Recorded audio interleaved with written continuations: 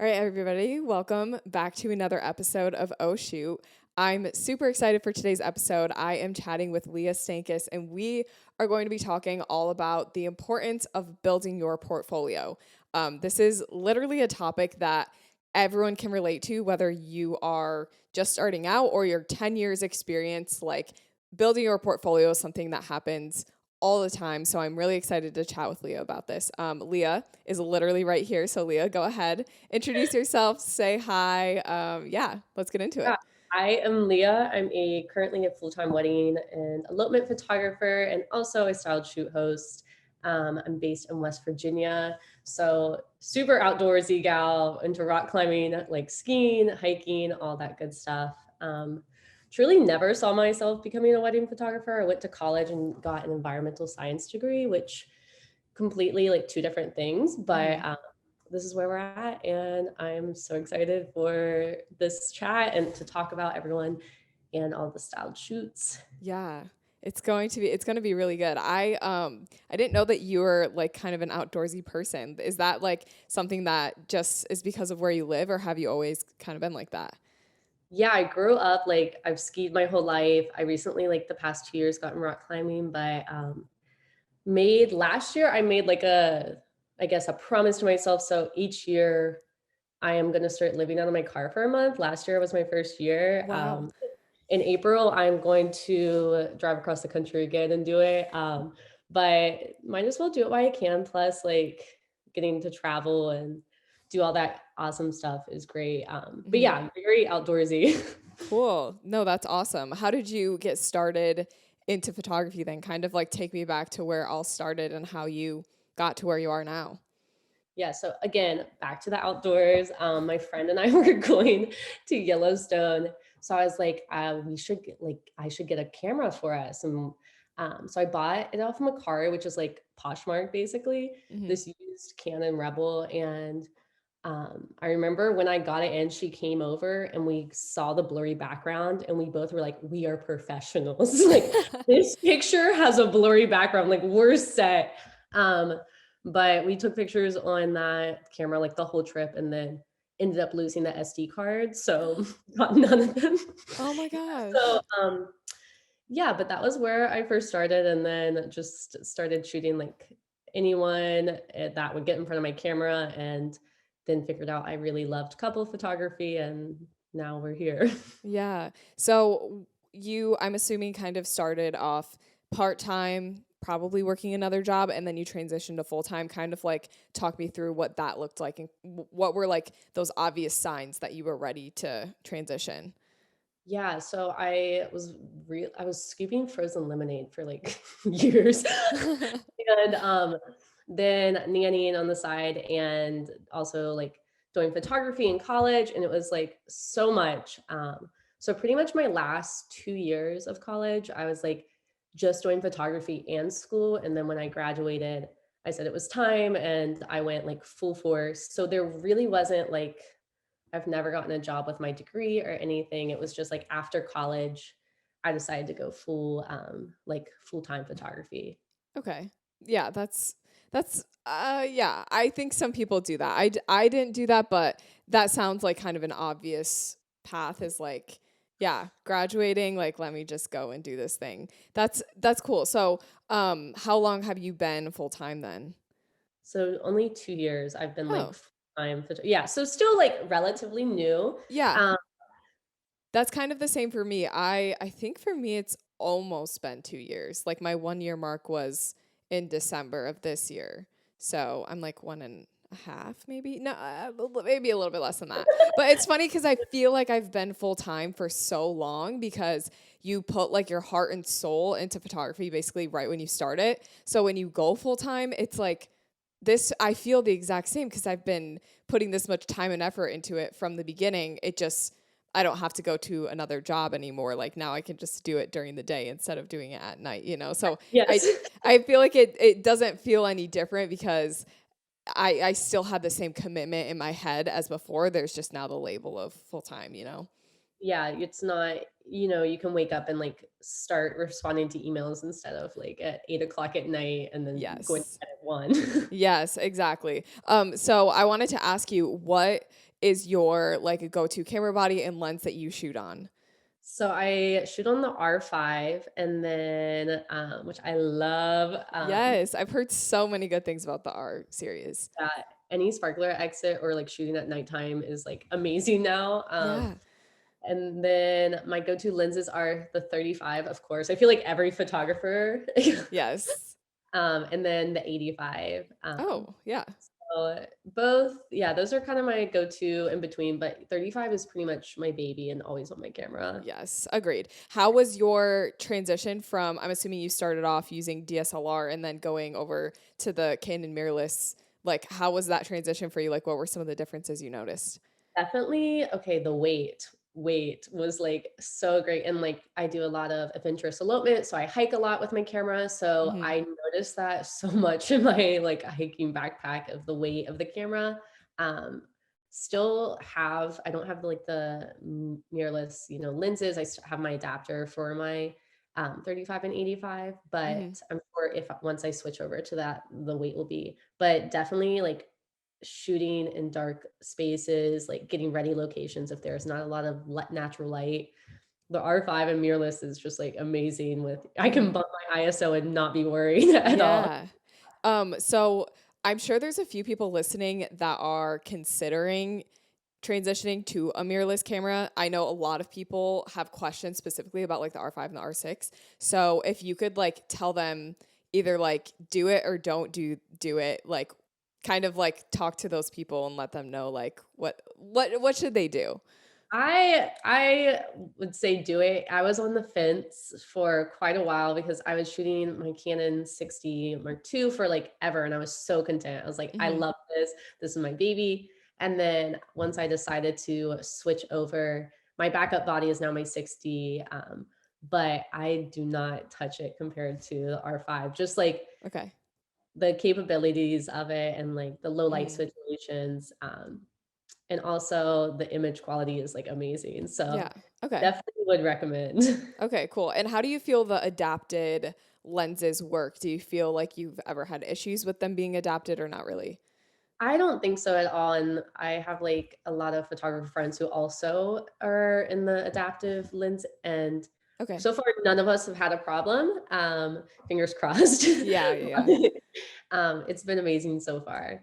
Yeah, okay, cool. I wonder because I started on Canon, switched to Sony, and then while I was in that transition, I was using like an adapter for my Canon lenses to Sony, and it just like was not it. It just the focus was funny and I felt like I was almost like taking away all of the good things that mirrorless offers by doing an adaptive lens, but it also could have just been the fact that I was like trying to use a Canon lens on a Sony. So yeah. Right, and you're using Canon on Canon, it's just like a different lens mount. So, yeah, I was just curious because I know my experience adapting Canon to Sony was a little bit different, but I'm sure because of that Canon to Canon, it probably works a lot better than what I was doing. I guess we need the right ratio. Yeah. Yes, exactly. Okay, so let's jump into today's topic, which we're going to be talking about portfolio building, styled shoots, all of that stuff, a little bit about like travel photography, all of that. So I want to start by asking you, kind of like when you were starting photography and building your portfolio, how did you do that when you first started? Kind of like walk me through what that looked like for you. I feel like every photographer can relate to this too.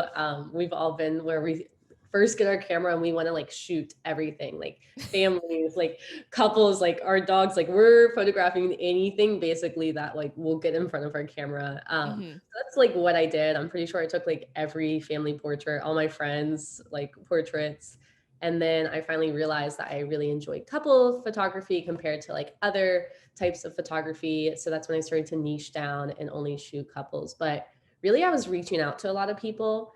Um, I mean, I still, if there's like a concept or like a something that I want to photograph, I'll still reach out to my friend and like be like, hey, can you and your husband model for me today? Like, I want to do this. And Hmm. so I think, like you said at the beginning, the portfolio building truly doesn't stop when Yeah. you're a photographer. Like, and I feel like it shouldn't be a shameful thing to like do a free shoot, or like do something that's going to help you in the future. Oh, yeah. Um, portfolio. Oh yeah, totally. I know when I first started, I could not get enough of couple sessions. Like, I don't think I made money for like a year. Like, I was just doing shoot after shoot for free, literally just because I was so excited about the end result. And then I was like, I guess I should start charging, you know? But Yeah. like, I was asking like my friends of friends or like my sister's friends and like anyone who was willing to model, I was taking photos of them. And I didn't realize it at the time because I just was like so like enwrapped or like just like so excited about these photos. I didn't realize that I actually was doing something good for me because having those photos is a good thing to be able to show to future clients. But yeah, it does like never stop. Like especially with like weddings and stuff. I feel like every single wedding that I shoot, I just keep getting better. And it's like the wedding that I shot like last month, I am using that as my portfolio versus like a wedding I shot last year because I just feel like I keep getting better and better and like things just keep improving and your portfolio gets better with time. Like Mhm. no matter what stage you're at, even if you've been shooting for 20 years, you keep adding to your portfolio. So, And um, it's, you know, trends like 3 years ago when I was started, I would never think that I would love blurry photos. Now I'm like, yes, I love yes. it. So like, trends and like just trying new things and like you growing as an artist, you're gonna see that growth in your portfolio. Yeah. Oh yeah, absolutely. It's actually somewhat embarrassing looking back at like the photos that I thought like 3 years ago were like it was like, oh, this Yes, is game yes. over. These are so good. And it's like, no, like those are not the vibe. But you know, I could look back at my photos from this year in like 5 years and be like, why? Like, what were you thinking? So it does like your portfolio needs to be like buffed up and like revamped every year or two just because things change within the wedding industry and honestly within photography in general. So yeah, I totally agree with that. So let's talk about, I guess like still talking about portfolios a little bit, but transitioning into style shoots a little bit. What would you recommend for someone that wants to build their portfolio? Like what are some things that people can do to build their portfolio if they're listening right now? Okay, I think it also depends. Like, you can kind of insert what type of photography you do. Like, mine's going to be obviously based towards like weddings and couples photographies, but like Yeah. this is the same for seniors, families, maternity. But reach out to people if you want to, if you need to build your portfolio. Reach out to people in your community, or if there's this really cute couple on Instagram that you've been following. It never hurts to ask. That's why Hmm. the is always just like ask. The worst thing that can be said is like no. That Yeah. but always ask. Everywhere I travel, I usually try to get a couple to model for me. And if you want to do travel photography, then use your own money and like travel, and then get those portfolio. Like, you're not going to be booking your ideal or your dream couples in like Yosemite if you've never gone out west, or like Hmm. you need to showcase that you do this already. Uh, Yes. Okay. but I feel like building your portfolio is just, you can do it in your community. You can do it where you're at right now. It doesn't have to be an extravagant styled shoe. You can truly buy a $30 white dress off of Amazon and have your friends model for you. Oh yeah. So I think just getting creative, Hmm. look through Pinterest Yeah. and kind of find where you want to be and like what you want to shoot, and then go from there. Yeah.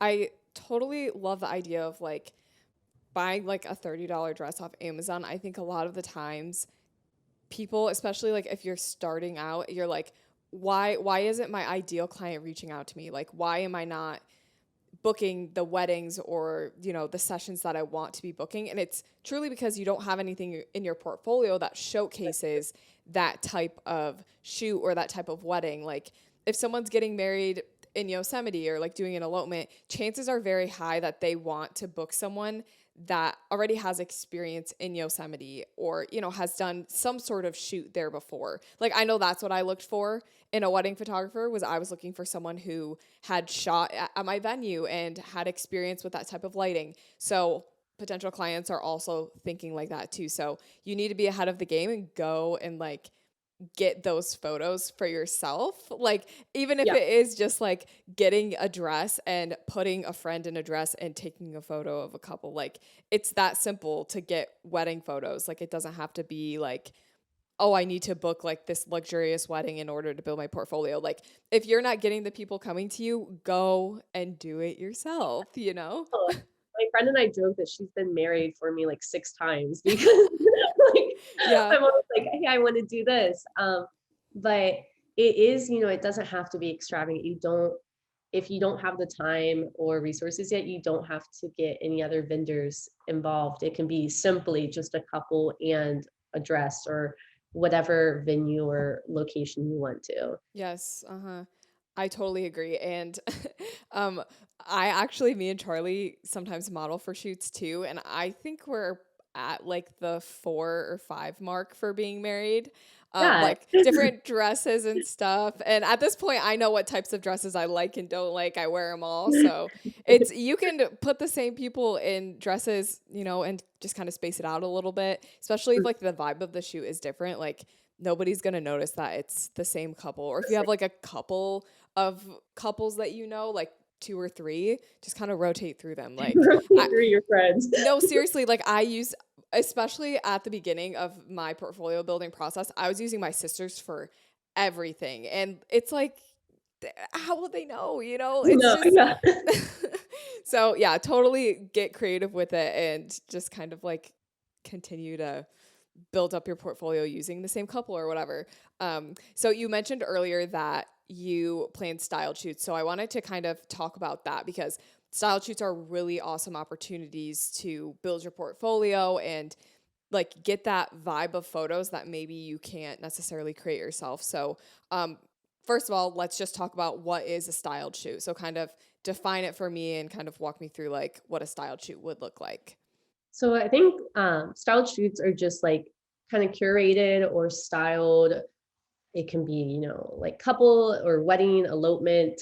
Um, but it's a mine or like day events. So there's 3 styled shoots, Mm-hmm. but it's a great opportunity for not necessarily even beginners, but like anyone in their journey of photography to get that unique content for their Instagram or TikTok, or, Yeah. of course, you can use it in different ways. But it's been really awesome to see the people who participate in styled shoots and then be like, I booked a wedding from this because Mm-hmm. they screenshotted this picture and said, hey, I loved your wedding that you did at a greenhouse, which they didn't know it was a fake wedding, but still it like converted into a booking for Yeah. them. Yeah. Um, so styled shoots, again, you're gonna like resonate with different people styled shoots. There's a lot that are hosted Mm-hmm. um, everywhere. I mean, nationally or internationally. But I think picking a styled shoot that you vibe with and that you want the content from, and then going from there. Yeah. So let's talk about planning shoots then, because maybe some people are listening and they want to go and like do the shoot themselves, like they want to host it. So walk me through like the entire process of planning a styled shoot in detail, like from beginning to end, like what does that process look like for you? So first, it's kind of picking a date and location. Like I always say, a styled shoot is you're basically planning a mini wedding. Oh yeah. Um, so yeah, so so picking a date and location. If you're going to host a styled shoot, I personally host all my styled shoots on Sundays, just because as photographers, we're usually booked on Saturdays for weddings, depending on what type of season this is. Mm-hmm. Um, but if you want to work with a venue, then getting that venue that date, or if you want to just do it like in a national park, permits, or like a state park. But after you have your date and location, the next thing would be like choosing a style and mood boards, which of course you can go to Pinterest, and I always just like put all the pictures that I'm vibing with or that I want to kind of go towards. I mean, I've done styled shoots in a roller skate rink and then on top of a mountain. Like there's so Yeah. many different directions you can do. But after you kind of make your mood boards and have your date, location, everything, that's when you can start reaching out to vendors. Okay. Because you definitely don't want to reach out to vendors and then say like, I don't know what day it is. Yeah. I don't know where it's going to be yet. So make sure you get your basics in line before you're reaching out to vendors and couples. Oh yeah, totally. I mean, it's the same like when you get married. Like you Yeah. don't reach out to a florist if you have no idea when you're going to need them, you know? So, basically getting all the basics in line. Um, and then, finding vendors, dresses, florists, stationery artists, all the stuff. Hmm. And it depends on what you want for the styled shoot. Like you might not want a stationery for the styled shoot if you just want to do a couple. So that's kind of, rank what's important to you. Okay. Uh, for dresses and stuff like that, there's a lot of rentals online on Instagram and stuff. So look into Yes. that. Yeah. Especially if like a local shop doesn't have a dress that fits your vibe, like don't feel like you have to commit to that shop. Like I know I did like a celestial styled shoot and I found a bridal shop that had like dresses with like little stars on it. Yeah. But like if I hadn't found that, I definitely would have gone online to find it like at a rental place because it's like it's more important to get the vibe of your shoot captured rather than settling for a dress that you don't necessarily like and it doesn't match the Mhm. vibe, you know? Agreed. And like Facebook groups are awesome. There's like styled shoots, Facebook groups everywhere where you can post what you need Yeah. and then will reach out. And then the next one would be like finding models. I always like using real life models and not real life couples Yes. um, Yeah. instead of putting two people together that have never met. Um, and so I use Instagram, Facebook groups, just any like social media outlet to find couples. And then, if you're selling tickets and if you're going that route, then like start building up excitement um, Hmm. on your social media, saying like post the pictures of the mood boards, let people see what they will be shooting that day. Okay. Um, and then, once you build up so much excitement, then your tickets can go on sale, and that's Yeah. So what was like the difference between your first style shoot you've ever planned and like your most recent one? Like what are some of those things that you've learned from starting the first one and then the last one that you've planned? So my first one, I don't think I made like a dime. I think I like lost more money than like anything. Like I bought the dresses, which were like I still have them, and like, but definitely did not make any money. I think I sold like 5 tickets Okay. because in my area in like Central West Virginia, style shoots were like not a thing. Everyone was like, "What is a style shoot?" I was like, "I really don't know yet. Like I'm trying to figure it out myself." Yeah.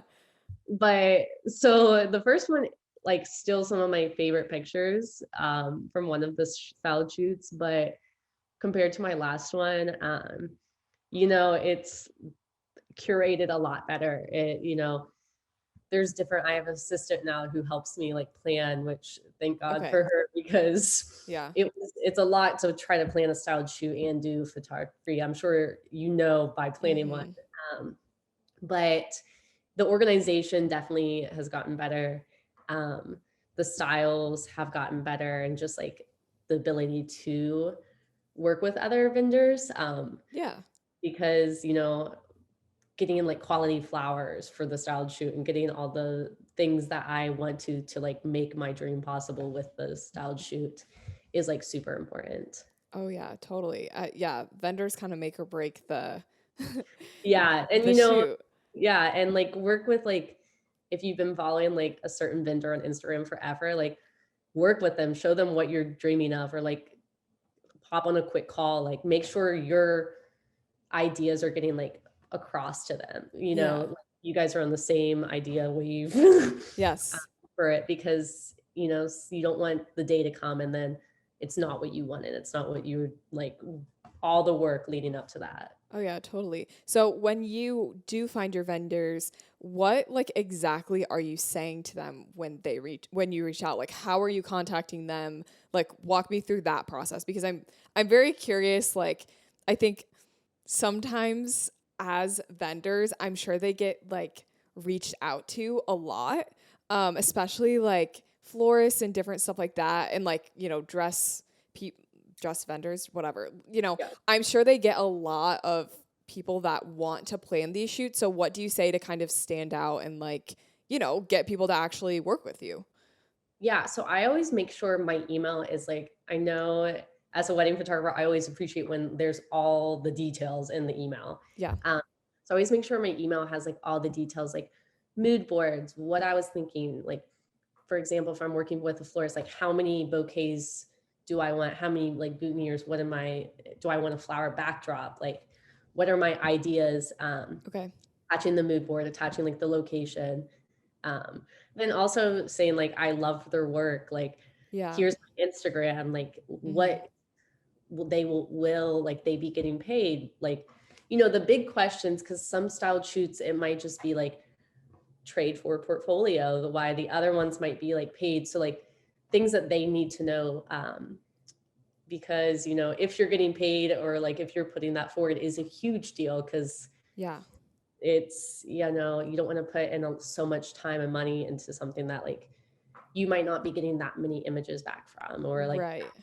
Yeah. how much exposure will you be getting. So like telling them what to expect from the whole experience is important. Yes, totally. Do you find yourself paying every vendor? Like what does that look like for you? Because I know sometimes you don't pay vendors or sometimes you do. So like what's your approach to that? Definitely for like florist, you have to pay like flowers, and that's something like going into styled shoots, I didn't realize how expensive flowers were. Yeah. They're very expensive. um, Yes. you know, um, and so like dress rentals, I've always paid for, and then some vendors are like trade for portfolios. My models are usually trade for like images with their partners. Okay.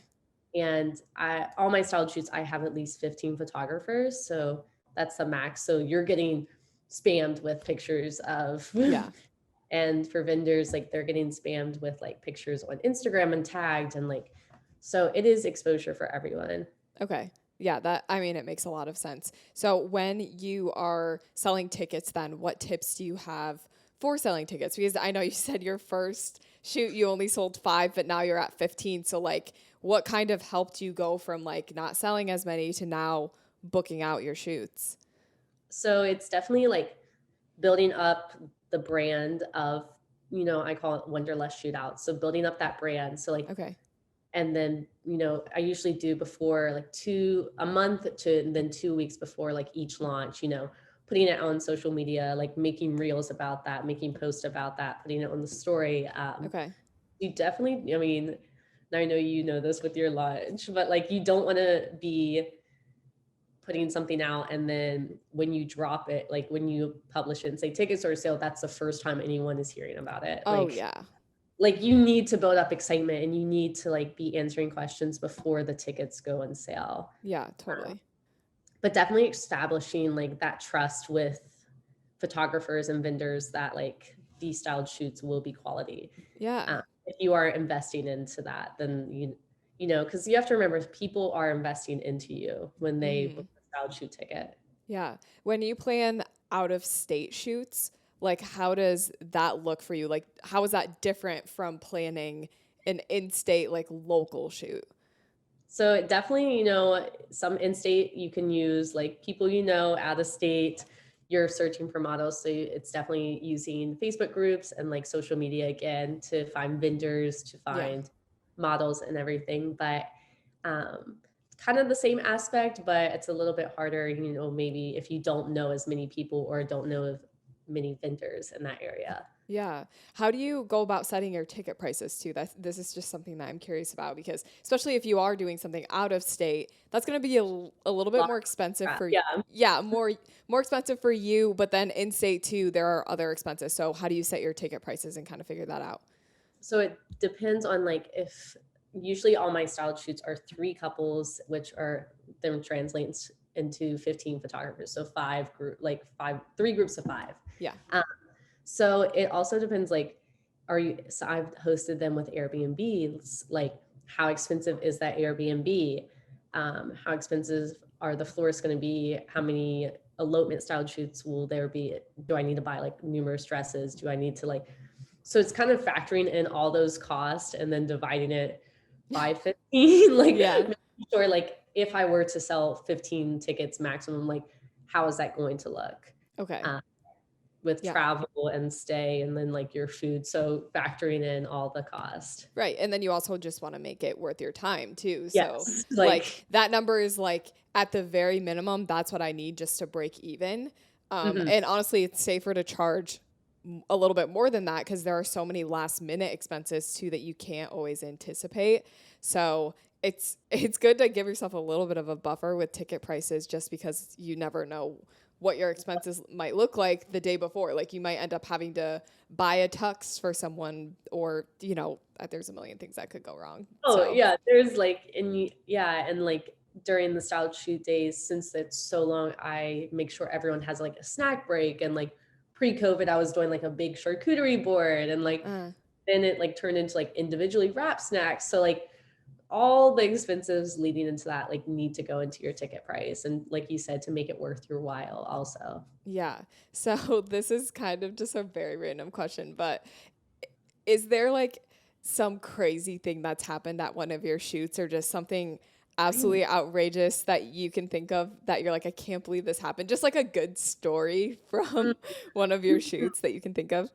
There's been like a lot. I was doing a style shoot at like the base of a waterfall, and my model fell completely in this white dress. And the waterfall that we were shooting at, like the state park is called Black Waterfall State Park. So like the water is known to be like black from like these rhododendrons. So like Uh-huh.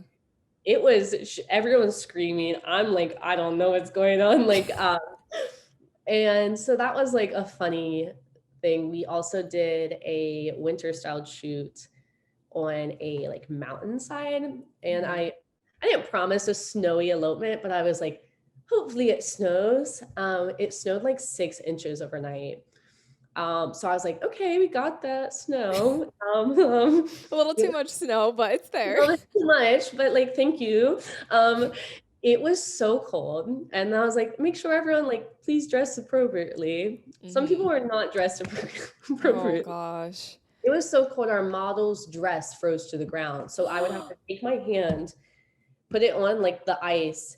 So the warmth from my body melted it, and then pick the dress up, and then it would do the same thing again. So like the picture's amazing. Some of my favorite pictures, but Yeah. like it was so cold. It was so cold. Luckily like all the attendees were like amazing. We Mm-hmm. like had to warm up in the car and then go back out. Um, but yeah, that was we got the snow. We got the snow though. I'm when you said that the dress froze to the ground, I'm picturing like kind of like an A line or like a ball gown and it freezes and it's like stuck in that shape almost and they're just like walking around and like the dress is like It physically was like it's physically like froze. Like it was ice. And I was like, okay, this is fun. This is great. yeah. Ugh, Like weather is so hard to predict for shoots. And I guess that would be something that I want to ask you like how do you deal with weather? Like if it rains or something, do you have like a rain day or like what's your approach to that? I always say, and most of my style shoots are geared towards like more adventurous weddings and elopements. So I always say like we're in it no matter what Mother Nature throws at us. Okay. Because I've done photographs like in the rain and it's been like really awesome. So leading up to the day, I'll be like, this is what the weather's going to be like. Make sure you pack accordingly. Like, so far we haven't had a style shoot where it's rained like super hard. We've had like a little sprinkle, but it's been like fine. Okay.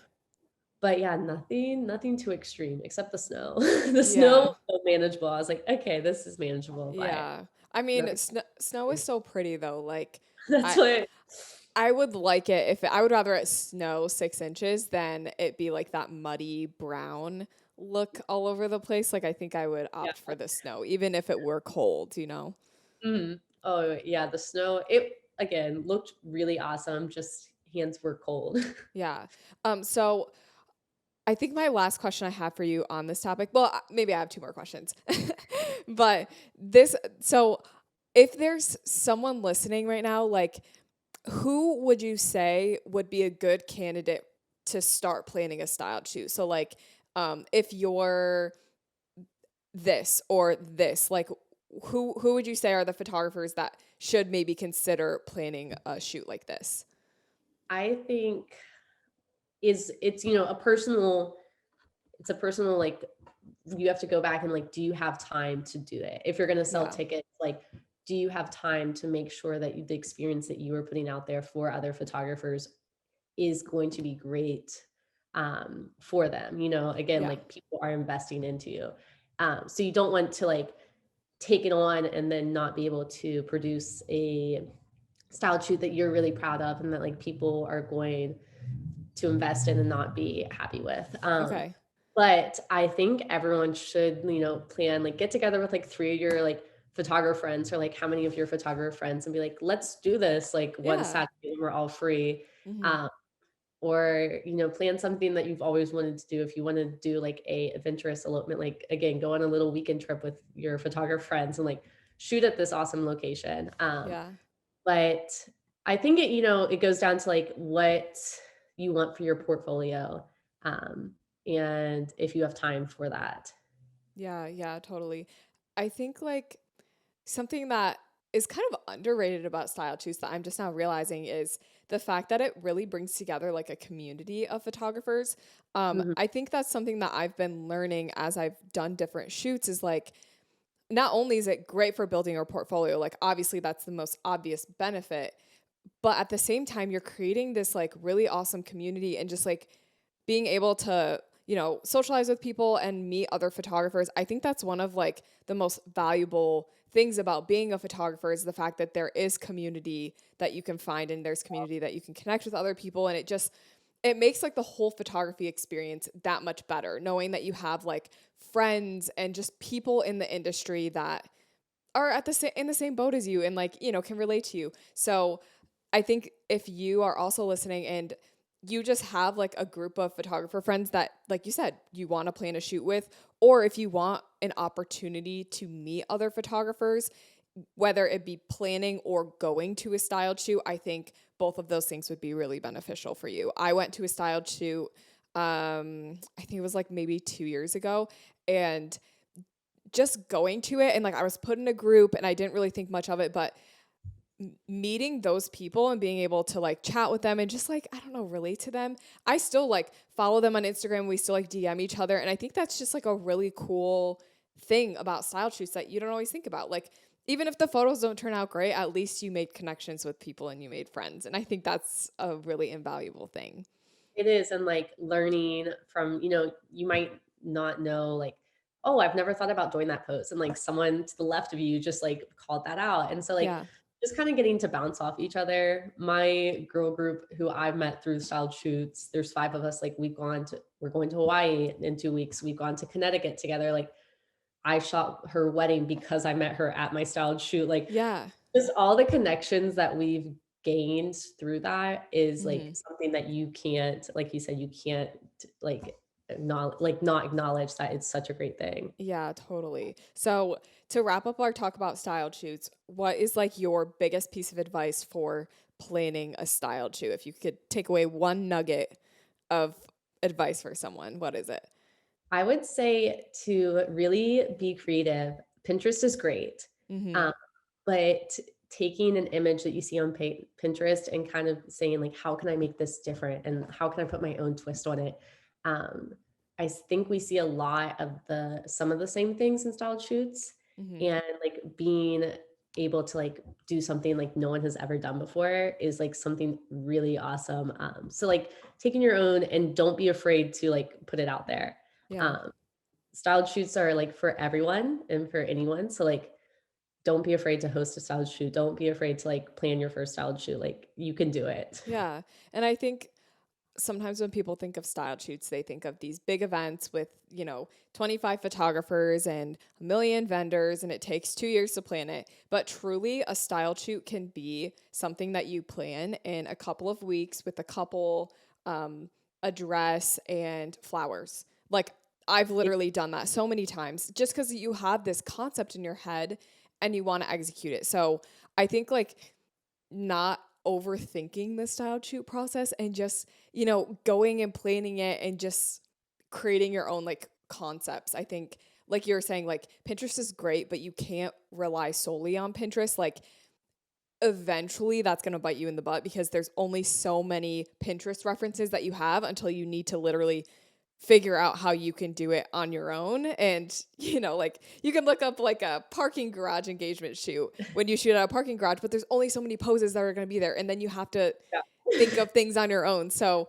yeah, I think just not relying on Pinterest also and turning those into your own creative ideas. I really, really like that. That's just like that's a healthy habit to have as a photographer too, is just like trying to be original and create your own concepts rather than relying on other people's concepts. Yeah. I'm just amening over here. It's good. Yeah, like, not comparing your styled shoot to, like, another person's styled shoot because you guys are in 2 different walks, you have, like, maybe different resources, so, like you said, just grab a bouquet of flowers from, like, Yeah. your grocery store, like, and Yeah.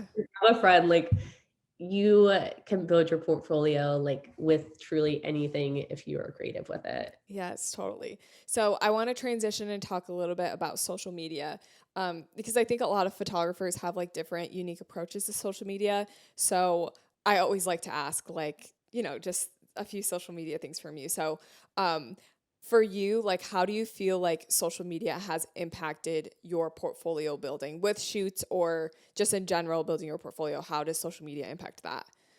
It is like social media, Instagram is like my main booking.